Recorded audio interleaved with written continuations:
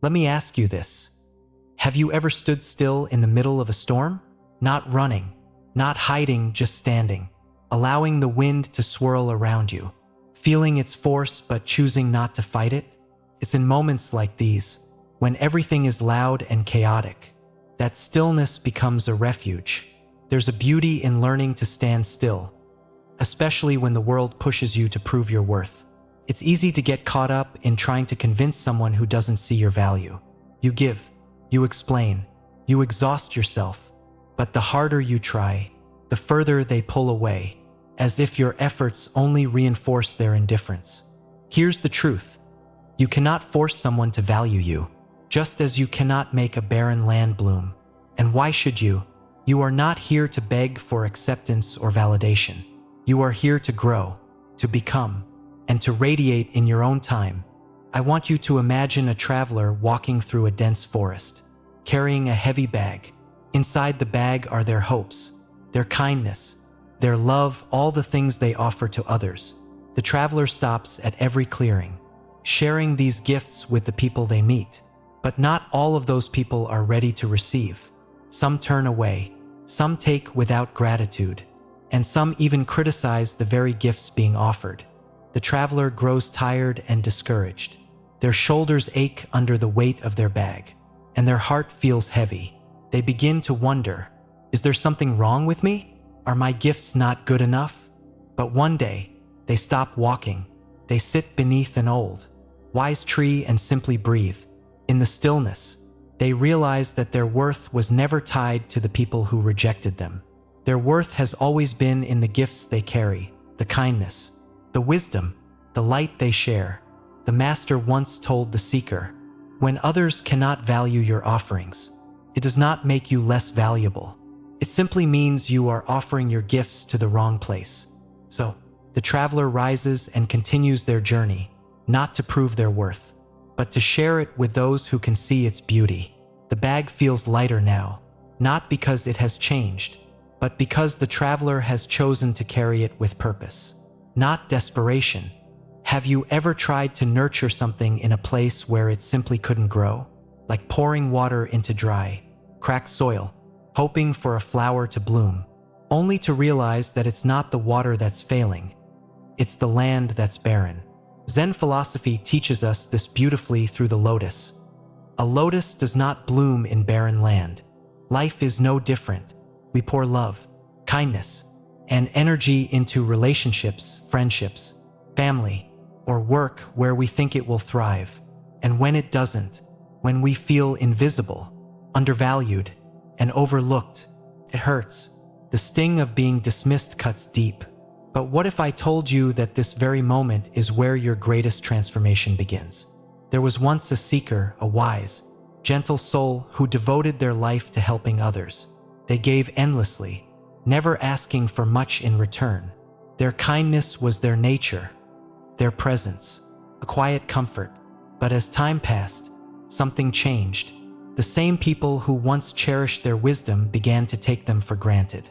Their words, once treasures, became background noise. Their kindness, an expectation. Confused and heartbroken, the seeker went to their Zen master for guidance. The master, a quiet figure full of stillness and grace, listened patiently. Then he asked, "What happens when you pour water into a cup that is already full?" "It overflows," the seeker replied. "Exactly," said the master.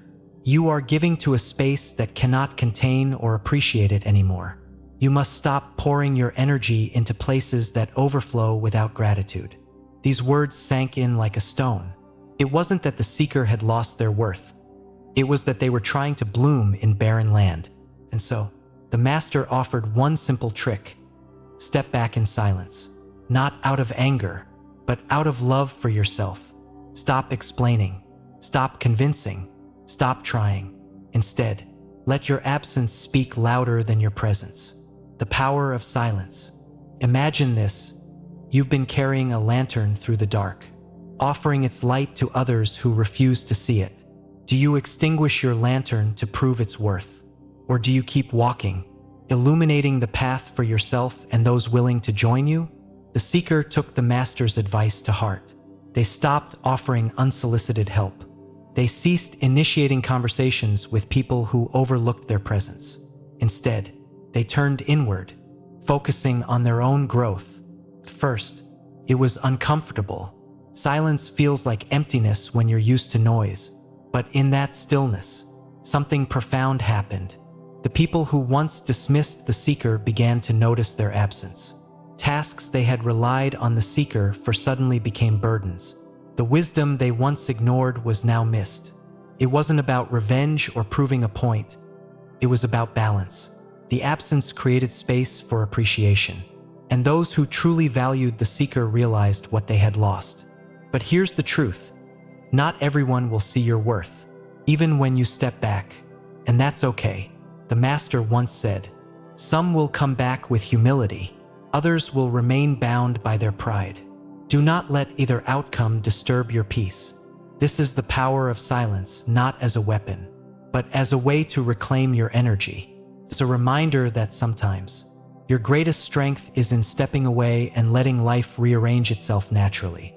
In a quiet village, there was a great tree that bore sweet fruit and offered shade to all who passed. First, the villagers cherished it. They sat beneath its branches, enjoying its gifts. But over time, they grew careless. They broke its limbs, carved their names into its bark, and left trash at its roots. And yet, the tree never complained, continued to stand tall, offering what it could. Then one day, autumn came, and the tree began to shed its leaves. It let go gracefully, without bitterness, knowing that this was part of the cycle of life. The tree teaches us an essential truth. Letting go is not weakness, it's wisdom. When we hold onto situations or people who no longer nurture us, we prolong our own suffering, just like the tree shedding its leaves. We must learn to release what no longer serves us so that new growth can begin. The seeker, inspired by this parable, learned to let go with grace. They no longer clung to relationships or spaces that drained their spirit. Instead, they chose to love from a distance that protected their peace and preserved their dignity. But what if I love those who undervalue me? A student once asked the seeker. What if I can't bear to let them go? The seeker smiled gently and replied, to love someone does not mean to chain yourself to suffering. True love begins with love for yourself. When you step back, you don't stop loving them. You simply love them from a distance. Zen teaches us that attachment is the root of suffering. When we tie our happiness to someone else's validation, we give away our power. But when we detach, when we let go of the need for approval, we free ourselves. It's not easy. Letting go feels like losing, but it's actually winning yourself back. Imagine carrying a heavy burden for years. You've grown so used to its weight that you don't realize how much it's holding you down. Then one day, you set it down. You breathe. You realize how light you feel without it. That's the freedom of detachment. One evening, the Zen master took the seeker to a pond. He dropped a single pebble into the water, and they watched as ripples spread across the surface. Your journey is like this ripple, the master said. When you value yourself, you send waves of respect into the world. Those waves touch others, inspiring them to do the same. But remember, the ripple starts with you. The seeker finally understood. Every experience of rejection had been a blessing in disguise, a lesson that led them back to themselves. They no longer measured their worth by how others treated them. They no longer begged for attention or validation. Instead, they bloomed like the lotus, in their own time and in their own way. In life, you will meet people who cannot see your brilliance. You will give your best and still be overlooked. But when someone doesn't value you, don't beg for their attention.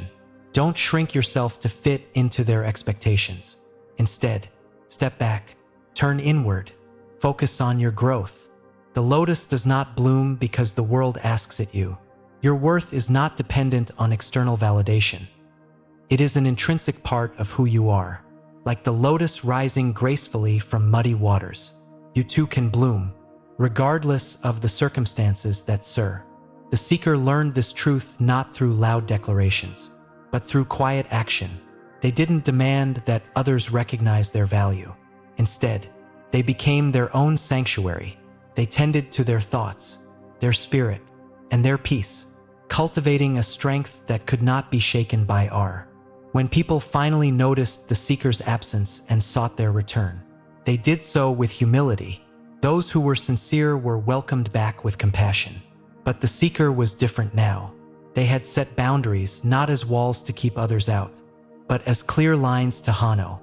Imagine, the master said, you are walking through the night with a lantern in your hand. Its light guides your way and warms those who walk beside you. But what if someone refuses the light you offer? Do you put out your lantern to appease them, or do you carry it forward, trusting that those meant to journey with you will find their way to the light? The seeker reflected on these words and realized something profound. You do not dim your light to suit those who refuse to see it. If someone cannot recognize your worth, it does not mean you are any less valuable. It simply means they are not capable of seeing it, and that is not your burden to bear. In carrying your lantern forward, you illuminate not just your path, but also the way for others who are ready to walk alongside you. Your light is your energy, your kindness, your authenticity. It is the quiet confidence of knowing who you are and refusing to compromise that truth for anyone else. A modern reflection, Steve Jobs and the unseen potential. There is something timeless about this teaching, and it resonates even in our modern world. Consider Steve Jobs, a man who revolutionized technology but was once cast aside by the very company he helped build. He could have seen that rejection as the end. Instead, he turned inward, redirecting his energy toward new ventures, founding Pixar and Next. Years later, when Apple realized what it had lost, Jobs returned, not out of bitterness, but with renewed purpose. The company flourished, and the world was forever changed by his vision. Jobs didn't beg for Apple to see his worth. He simply kept carrying his lantern forward. This story reminds us that rejection does not define us. It redirects us. Sometimes, walking away from those who do not value you creates the space you need to rediscover your purpose and step into your greatness. Compassion with boundaries. There is a gentle balance between compassion and strength. Walking away does not mean you no longer care. It means you care enough about yourself to protect your peace. The seeker learned to love others from a distance when necessary. They forgave those who had taken them for granted but no longer offered their energy freely. The master reminded them, forgiveness does not mean returning to the same place. It means freeing yourself from the weight of resentment. True compassion starts within. To love yourself is to understand that your energy is sacred. It is not selfish to set boundaries, it is wise. One day, as the seeker sat beneath the master's favorite tree, they noticed its leaves falling gently to the ground. It reminded them of the master's teaching. Just as the seasons change, so too do relationships. Clinging to what no longer serves you only prolongs your suffering. This is the beauty of impermanence. When we accept that all things in life are temporary, we stop holding on so tightly. We learn to let go with grace, knowing that endings are not failures, they are opportunities for new beginnings. The tree does not mourn its fallen leaves, for it knows that spring will bring new growth. Likewise, when you let go of people or situations that no longer nurture you, you make room for something better, something aligned with your true self. In the end, the seeker's journey was not about changing others. It was about changing themselves. By stepping back and turning inward, they created ripples of self-respect that touched everyone around them. When you begin to honor your own worth, the world responds. You attract relationships and opportunities that reflect the value you've found within yourself. You inspire others to do the same, not through force, but through the quiet power of your example. The master's words echoed in the seeker's heart. The ripple starts at the center with you. The greatest response to being undervalued is not to beg for recognition, but to bloom where you are on your terms, in your own time. When someone no longer sees your worth, let your absence teach them what your presence once offered. Focus on growth, silence, and detachment. Carry your light forward. even when others refuse to see it. Know that you are enough, not because the world says so, but because you exist. In the end, rejection is not a curse, it is a teacher. It shows you where you've been giving too much and receiving too little. It reveals where you need to set boundaries and reclaim your peace. So, like the lotus, rise from the mud. Like the tree, let go with grace. And like the lantern, carry your light forward, trusting that those meant to walk with you will find their way. This is the path to freedom. This is the power of self-worth.